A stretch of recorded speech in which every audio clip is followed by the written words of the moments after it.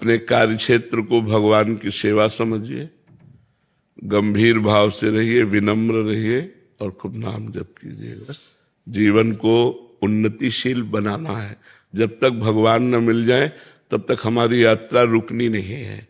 लौकिक पारलौकिक सब क्षेत्रों को पार करते हुए एक बार ठाकुर जी के देखें, जिसके हम असली में हैं, एक बार भरनेत्र उसको तो भी देखें। अनंत जन्म व्यतीत हो गए इसी माया में भ्रमित होते हुए, न जाने किस किस को अपना बनाया, सब छूटते गए। एक बार जो अपना है उसको तो देखें, जो एक बार अपना असली पिता है, जिसने मुझे प्रकट किया है, जिसने मुझे बनाया है, एक बार उसको देखें। एक बार लालसा होनी चाहिए। सुनते हैं बड़े सुंदर हैं, यार एक बार तो देखना चाहिए ना, बड़े सुंदर हैं, देखने योग्य हैं, अपने हैं, प्यारे हैं।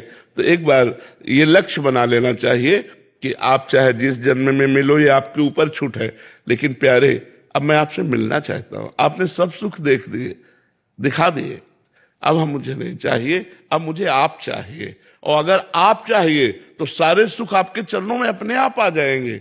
और आपसे विमुख होने पर, देखो हनुमान जी महाराज रावण से बोले कि तेरे पास सब कुछ है लेकिन विवेक नहीं। जिनके द्वारा तुझे सब कुछ मिला है उन्हीं की पत्नी का अपहरण करके तू सुख चाहता है।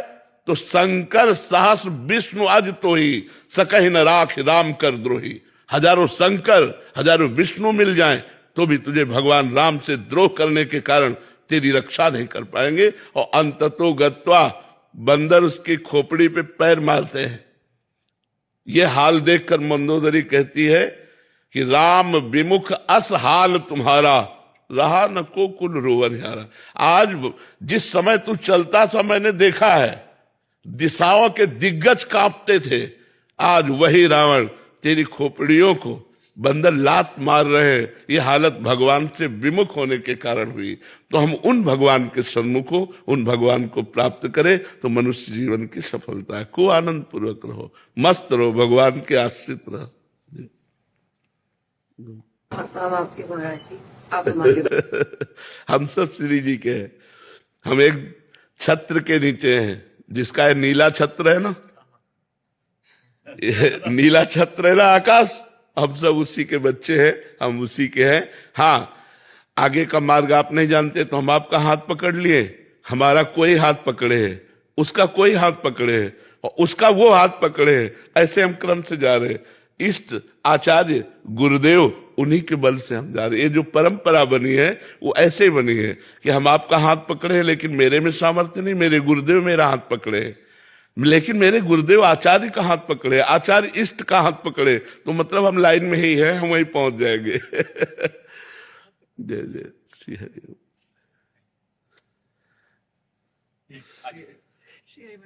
श्री हरि, खूब जाओ, मस्त रहो।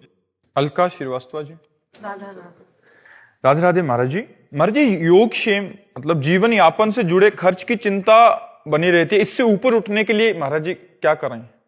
आप बताइए, आप दुख प्राप्ति की चाह करते हैं क्या? कोई स्वयं प्राप्त होता है ना, ऐसे सुख प्राप्त हो जाएगा जो आपके भाग्य में लिखा है। सुख और दुख के लिए आपको प्रयास नहीं करना, आपको प्रयास करना है सुख और दुख से परे परमानंद की प्राप्ति के लिए, भगवान की प्राप्ति के लिए। यदि आप भगवान की प्राप्ति के लिए प्रयास करते हैं तो आपको योगक्षेम की चिंता नहीं करनी पड़ेगी, क्योंकि स्वयं ठाकुर जी कह रहे हैं, अनन्यस चिंतयन्तो माम ये जनाः पर्युपासते तेषाम नित्याभियुक्ता नाम योगक्षेमम वहाम्यहम्।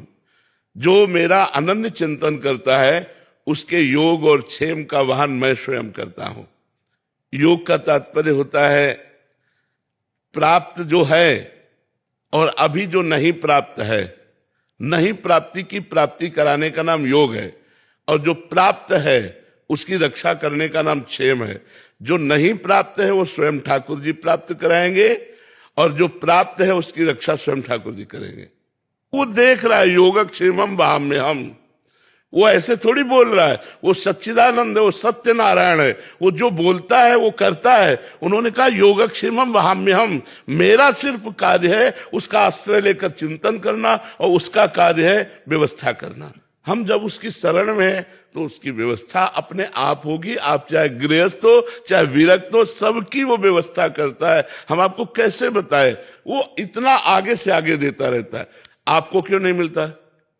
क्योंकि आप अहंकार से अपना पोषण कर रहे हैं, भगवान से नहीं। मैंने ये किया, मैं ये करूंगा। अहंकार विमूढ़ात्मा करता हमित मन्यते, तो उतना ही मिलेगा जितना आप कर रहे हो। अगर ऐसे हो गए, एक होता है गोदनामा और एक होता है निजी कमाई। जो भक्त होता है वो गोदनामे में होता है। हमारा विश्वास, हमारा आत्मनिर्भर भाव, हमारी आत्मा भगवान है, उन पर निर्भर भाव, तो कहते योगक्षेमम वहाम्यहम्। हम एक गृहस्थ की बात बताते, हम रोटी मांगने जाया करते थे, तो उनको देखते तो पूजा में ही लगे रहते। बिहारी जी के तीनों काल के दर्शन, यमुना स्नान, वृंदावन की प्रदक्षिणा और नाम जब भक्ति में रत रहते। उनकी बेटी सयानी हुई, कोई अर्थ की व्यवस्था नहीं कि आपकी बेटी सयानी हो रही है और ब्याह करना है और आप रात दिन पूजा में केवल लगे रहते। आपकी आय कोई है नहीं। जो रेलवे में तो उससे जो उनको मिलता था पेंशन, उसी से उनका चलता था। वो बिल्कुल बिल्कुल विरक्त संत जैसे गृहस्थी में। तो उनका बाबा, हम बिहारी जी की वो बात देखते हैं जो उन्होंने कहा योगक्षेमम वहाम्यहम्। मैं पूर्ण भरोसे पे हूं, जिस तारीख को जिस समय होना होगा वैसा होगा।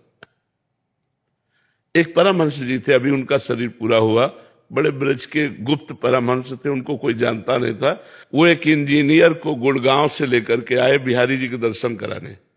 तो वो उनके यहां पहुंचे, पहुंचकर कहा कि तुम्हारी बेटी ब्याह लायक है यार, ब्याह नहीं करोगे? तो उनका कोई संयोग बैठेगा तो देखेगा हम तो बिहारी जी के ऊपर है। तो कहा ये इंजीनियर है, ठीक रहेगा?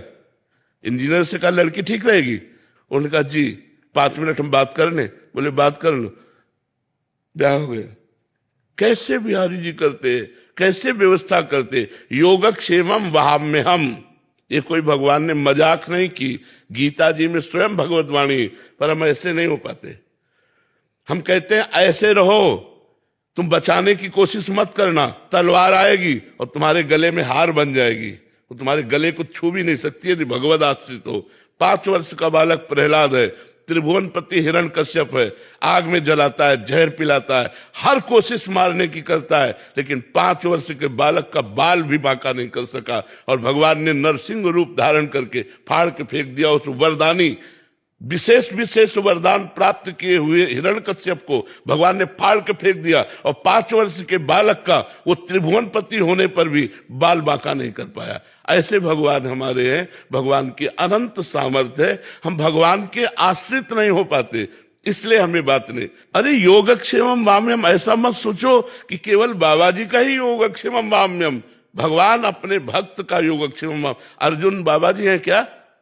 अर्जुन के रथ की बागडोर पकड़े हुए अखिल ब्रह्मांडों का नायक वहां बैठा है जहां अर्जुन की जूतियां है। रथी जब खड़ा होता है तो उसकी पादुका जहां होती